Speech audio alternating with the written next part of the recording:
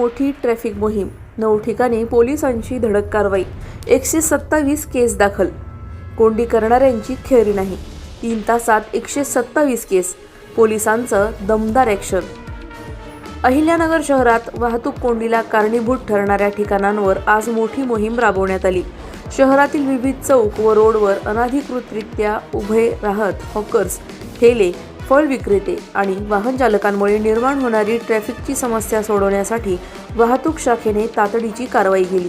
उपविभागीय पोलीस अधिकारी डॉक्टर दिलीप टिपरसे यांच्या आदेशानुसार सकाळी 10 ते दुपारी 1 या वेळेत शहरातील 9 प्रमुख ठिकाणी विशेष मोहीम राबवण्यात आली.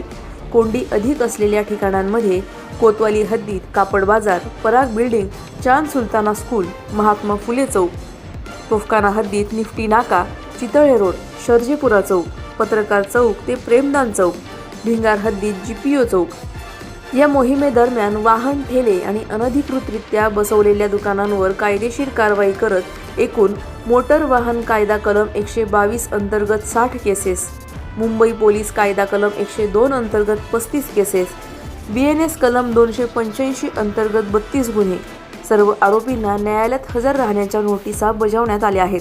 ही मोठी कारवाई पोलीस अधीक्षक सोमनाथ घारगे, अप्पर पोलीस अधीक्षक वैभव कलुवर्मी व उपविभागीय पोलीस अधिकारी डॉक्टर टिपरसे यांच्या मार्गदर्शनाखाली केली गेली.